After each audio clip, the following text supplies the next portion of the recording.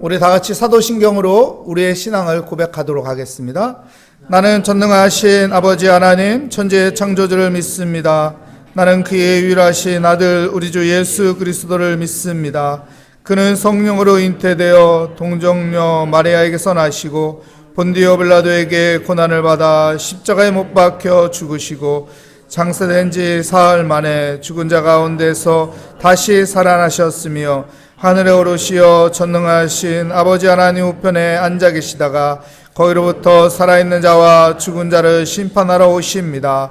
나는 성령을 믿으며 거룩한 공교회와 성도의 교제와 죄를 용서받는 것과 몸의 부활과 영생을 믿습니다. 아멘.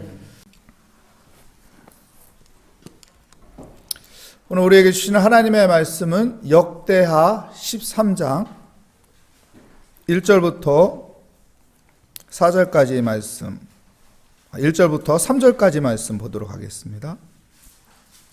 역대하 13장 1절부터 3절까지 말씀, 제 성경으로 구약성경 672면에 있는 역대하 13장 1절부터 3절까지 말씀, 저와 여러분의 순서로 교독하도록 하겠습니다. 여로보암 왕 18째 해에 아비야가 유다의 왕이 되고 예루살렘에서 3년 동안 다스리니라. 그의 어머니의 이름은 미가야요 기브야의 사람 우리엘의 딸이더라. 아비야가 여로보암과 더불어 싸울세. 아비야는 싸움에 용감한 군사 40만 명을 택하여 싸움을 준비하였고 여로보암은 큰 용사 80만 명을 택하여 그와 대진한지라. 아멘. 오늘 말씀의 제목은 하늘이 무너져도 라는 제목으로 하나님의 말씀을 증거하도록 하겠습니다. 우리 이런 말이 있죠. 하늘이 무너져도 솟아날 구멍은 있다. 하늘이 무너져도 솟아날 구멍은 있다. 오늘 성경 내용은 어떤 내용이냐면은 13장의 내용은 북이스라엘과 남유다가 전쟁을 하는 겁니다. 근데 전쟁을 하는데 우리 3절 말씀에 보면은 아비야는 남유다 왕입니다. 아비야는 싸움에 용감한 군사 몇 명을 모읍니까? 40만 명을 택하여 싸움을 준비하고 여로보암은 북이스라엘의 왕입니다. 여로보암은 큰 용사 몇 명이요? 80만 명을 택하여 그와 대진한지라. 그들이 둘이 전쟁을 하게 돼요. 자, 남유다는 몇 명이었습니까? 40만 명. 북이스라엘은 80만 명. 북이스라엘이 어떻습니까? 더 군사력이 더 배로 좋습니다. 둘이 전쟁하면 우리가 일반적인 상식으로 누가 이길 거예요? 80만 명이 이기죠. 40만 명하고 80만 명하고 싸우면은 80만 명이 어떻습니까? 우세한 힘을 가지고 있는 것이 눈으로 보이잖아요. 근데요, 이 전쟁에서 남유다가 이깁니다. 40만 명밖에 안 되는 남유다가 80만 명을 무찌릅니다. 그래서 승리를 거두게 된 말씀의 내용이 13장의 말씀이에요. 여러분, 역대서는 지금 역대서를 쓰게 된 동기는 황폐한 이스라엘 땅을 보면서 있는 이스라엘 백성들에게 희망을 주는 말씀이에요. 용기를 주는 말씀이에요. 우리도 할 수 있다. 다시 일어날 수 있다. 이 믿음을 주는 말씀이라고요. 13장을 보니까 이거 불가능한 이 상황인데 어떻게 이걸 이겼을까? 그것을 생각하게 하는 말씀이죠. 자, 2절 말씀 한번 볼까요? 오늘 읽은 말씀 2절 말씀에 보면 예루살렘에 3년 동안 다스리니라. 누가 다스린 거예요? 야비야 왕, 남유다 왕이 다스린 거죠. 그의 어머니의 이름은 누구입니까? 미가야요. 기브와 사람 우리의 딸이더라. 야비야 왕을 이야기하는데, 소개하는데 누구를 끄집어내고 있습니까? 그의 어머니. 그의 어머니 이름이 미가야란 말이에요. 야, 이 미가야는 다윗의 가문입니다. 미가야는 이스라엘 사람이에요. 다시 말한다면 신앙이 있는 엄마였어요. 신앙이 엄마. 그리고 우리가 역대하 11장에 보면은요, 이 미가야에 대해서 자세하게 설명합니다. 야비야의 아버지가 누구였죠? 예? 르호보암 왕이에요. 르호보암 왕이 아내가 18명이었어요. 첩이 60명이었어요. 근데 이 아비야는 누구의 몸에서 났냐면은 미가야의 몸에서 났는데, 그러면 우리가 여기서 무엇을 발견할 수 있어요? 아비야가 장자가 아니었구나. 장자가 아니었는데 왕의 자리에 올라갔네. 누구의 덕이라고 성경은 이야기하고 있냐면 엄마의 믿음의 덕이라고 이야기하고 있는 거예요. 엄마가 신앙이 좋았어요. 믿음이 좋았어요. 그래서 장자가 아닌데도 불구하고 왕의 자리에 올라갈 수 있던 것이죠. 엄마의 믿음의 영향이죠. 믿음을 잘 전수받은 것이죠. 그래서 그 믿음을 통해서 그가 왕의 자리에 올라갈 수 있었음을 이야기하는 겁니다. 여러분, 우리가 믿음을 이만큼 중요한 것입니다. 믿음이 있으면은 그 믿음 때문에 하나님이 그를 귀하게 여기는 거예요. 하나님이 그를 더 관심 있게 보는 거예요. 믿음이 있기 때문에 하나님이 더욱 챙기는 거예요. 하나님은 믿음을 통해서 기뻐하신다고 했기 때문에. 성경은 말하잖아요. 히브리서에 말하고 있잖아요. 믿음이 없이는 하나님을 기쁘게 할 수 없느니라. 여러분, 내가 믿음 있는 사람이 되시기 바랍니다. 내가 믿음이 있는 사람이 돼서 내 믿음 때문에 우리 가족들이 덕을 보고 우리 자손들이 덕을 보는 그런 믿음이 있는 사람이 되시기를 축복합니다. 이 믿음을 전수받은 야비야 왕, 이가 어떤 믿음의 행동을 하는지 성경을 말하고 있습니다. 우리 8절부터 11절까지 말씀, 오늘 역대하 13장 8절부터 11절 말씀 한번 보겠습니다. 이제 너희가 또 다윗 자손의 손으로 다스리는 여호와의 나라를 대적하려 하는도다. 너희는 큰 무리요, 또 여로보암이 너희를 위하여 신으로 만든 금송아지를 너희와 함께 있도다. 지금 북이스라엘 여로보암 왕, 그의 백성들을 향해서 말하는 것입니다. 무엇을 만들었다고 말합니까? 금송아지. 너희도 하나님을 섬겨야 하는데 하나님을 섬기지 않고 금송아지, 우상을 만들다니.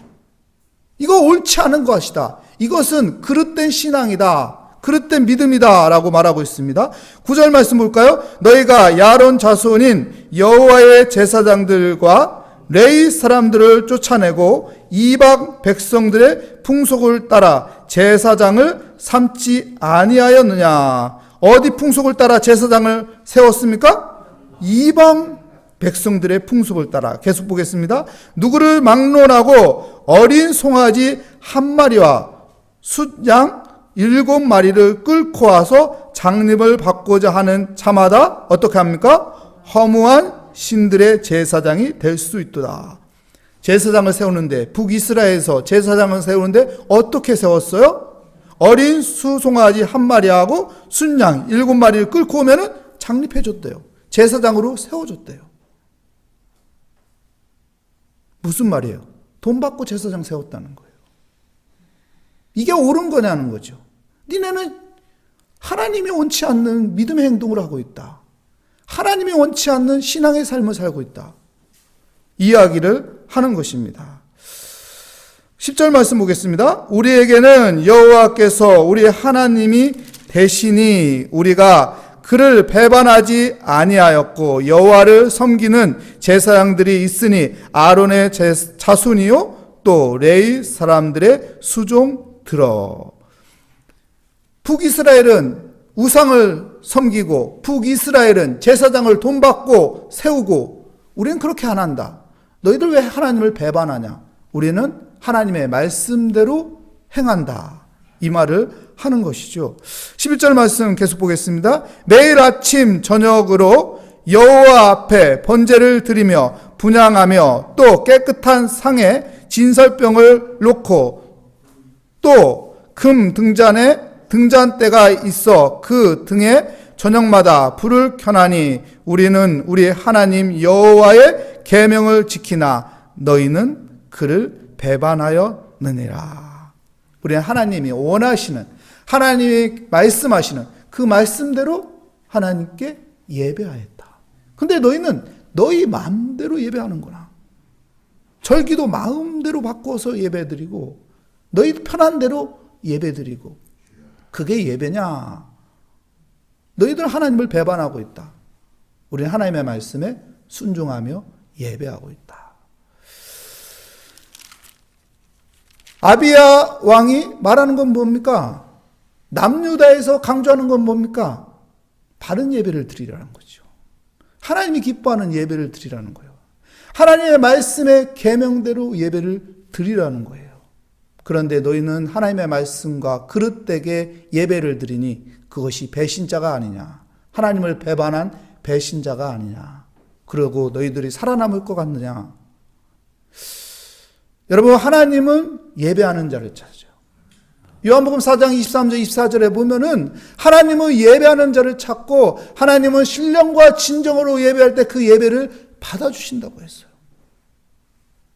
우리가 작은 그냥 밀가루를 가지고 와서 예배를 드려도, 그냥 작은 비둘기 한 마리 잡아서 하나님 앞에 예배를 드려도, 하나님은 송아지를 안 가져와도 하나님은 내 마음이 담겨있는, 진심이 담겨있는 예배의 가치를 알고 예배드리는 그 예배를 받아주신다는 것이죠. 남유다가 북이스라엘보다 약했지만 승리할 수 있었던 것은 바로 이 예배입니다. 그 예배가 살아있었기 때문에 하나님께서 도와주신 거예요. 하나님께서 역사하신 거예요. 하나님께서 일하신 겁니다. 사랑하는 성도 여러분, 우리가 이 코로나 시대 때 붙잡아야 할 것이 무엇입니까? 바로 예배예요. 예배를 소홀히 하면 안 됩니다. 예배를 가치 있게 여기고 예배를 바라보며 살아야 돼요. 예배. 우린 소중한 것에 마음이 가게 돼 있어요. 가치 있는 것에 마음을 두게 돼 있어요. 여러분, 예배가 내 삶에 소중하고 예배가 내 삶에 가치 있으면은 그곳에 마음을 두고 우리는 예배를 소중하게 가치 있게 드려지게 될 것입니다. 여러분, 내 예배가 있는 믿음의 삶이 되시기를 축복합니다. 그러면 하나님도 그곳에 은혜를 주시는 거예요. 그곳에 하나님께서도 함께 하시는 거예요. 그곳에 하나님의 도우심이 있게 되는 것입니다. 첫 번째는 예배예요. 아비야가 예배가 살아있었기 때문에 하나님께서 그를 도와주신 거예요. 그리고 14절부터 18절까지 말씀 또 보겠습니다. 유다 사람이 뒤를 돌아보고 자기 앞 뒤에 젖병으로 말미암아 여호와께 부르짖고 제사장은 나팔을 부르니라. 전쟁이 일어났어요. 근데요, 북이스라엘이 전략이 좋은 거예요. 북이스라엘이 복병을 둔 거예요. 앞에서 싸우고 또 뒤에서 공격하게끔 하는 복병, 전쟁의 전술이 뛰어났습니다. 그래서 남유다 아비야 왕이 속수무책이요. 이거 완전히 갇혔구나. 속수무책이구나. 이때 이제 전쟁이 끝났구나. 이거 아닌가요? 근데요, 어떻게 이겼을까요? 어떻게 이겼을까요? 기도입니다. 여호와께 부르짖고 제사장은 나팔을 부니라. 여러분, 무엇이 연상되나요? 무엇이 연상돼요? 여리고성 무너뜨린 게 연상되지 않나요? 여리고성을 기도하면서 돌잖아요. 조용히 하나님을 바라보며 묵상하며 하나님을 의지하며 돌잖아요. 그리고 나팔을 불고 외치잖아요.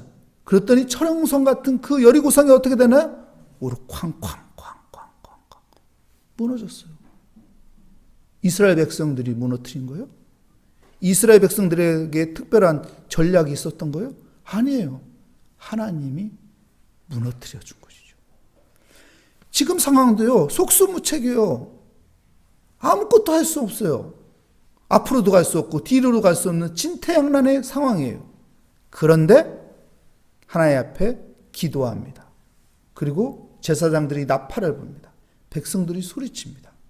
그랬더니 전쟁에서 하나님께서 개입하시고 하나님께서 역사를 일으키시고 하나님께서 그 많은 적들을 무너뜨려 주신 거죠. 15절 말씀 보겠습니다. 유다 사람이 소리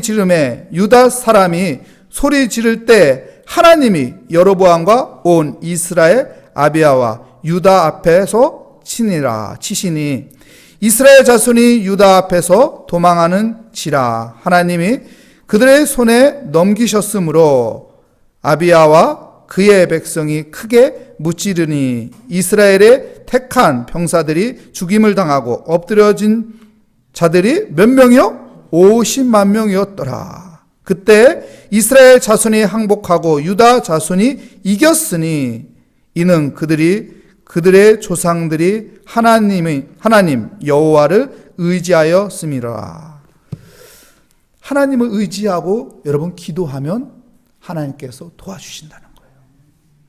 오늘 성경에서 이야기하고자 하는 것은 우리가 약해도 우리의 상황이 처지가 형편이 안 좋아도 하나님을 예배하고 하나님 앞에 기도하는 자는 하나님께서 분명히 붙잡아 주신다. 하늘이 무너져 솟아날 구멍이 있게끔 해주신다는 것이죠. 여러분, 하나님을 의지하며 기도하는 사람이 되시기 바랍니다.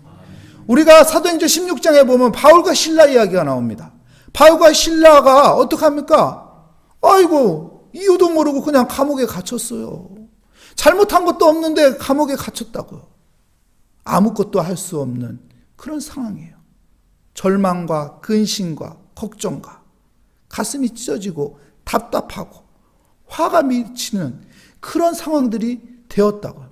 그때 그들이 한 것이 무엇입니까? 하나님 앞에 기도하는 거였어요. 속수무책의 그런 상황이었을 때 그들이 한 것은 기도였습니다. 기도였더니 어떡합니까? 하나님이 옥문을 열어줬어요. 여러분, 우리에게도요, 이렇게 속수무책의 상황에 갇힐 수가 있어요. 그때 우리가 해야 할 것은 무엇입니까? 나는 아무것도 할 수 없어요. 우리가 해야 할 것은 기도입니다. 기도하면 하나님이 도와주는 거예요. 기도하면 하나님이 붙잡아 주시는 것입니다. 하나님은 충심으로 기도하는 그 마음을 그냥 지나치지 않는다고 했어요. 충심이 뭐예요? 간절하게 하나님을 찾는 거예요. 하나님의 그 은혜를 사모하며 찾는 거예요. 목마른 사슴이 물가를 찾듯이 내가 간절히 하나님을 찾으면은 하나님 그 충심의 마음을 그냥 지나치지 않는데요. 들어주신다는 거예요. 여러분, 간절히 하나님을 의지하며 하나님 앞에 기도하는 그런 삶으로 하나님과 함께하는 하나님의 도움이 있는 은혜의 삶이 되시기를 축복합니다. 기도하겠습니다. 하나님 감사합니다. 주의 은혜 가운데 오늘 아비야 왕의 믿음을 보았습니다. 그의 어머니를 통해서 믿음의 영향을 받았는데 하나님, 그는 하나님을 예배하였고 하나님 앞에 기도하였습니다. 그래서 전쟁에서 속수무책의 상황이었지만 하나님께서 그 상황을 풀어주시고 하나님께서 해결해 주시고 하나님께서 도와주셨듯이 하나님, 우리의 삶도 속수무책의 상황에 갇혀 있을 때 주님을 바라보고 기도하며 주를 찬양하고 예배함으로 하나님의 도움을 받는 은혜의 삶을 누리게 하여 주시옵소서. 주께 감사드리며 예수 그리스도의 이름으로 기도합니다. 아멘. 하늘에 계신 우리 아버지의 이름을 거룩하게 하시며 아버지의 나라가 오게 하시며 아버지의 뜻이 하늘서와 같이 땅에서도 이루어지게 하소서. 오늘 우리에게 일용할 양식을 주시고 우리가 우리에게 잘못한 사람을 용서하여 준 것 같이 우리 죄를 용서하여 주시고 우리를 시험에 빠지지 않게 하시고 악에서 구하소서. 나라와 권능과 영광이 영원히 아버지의 것입니다. 아멘.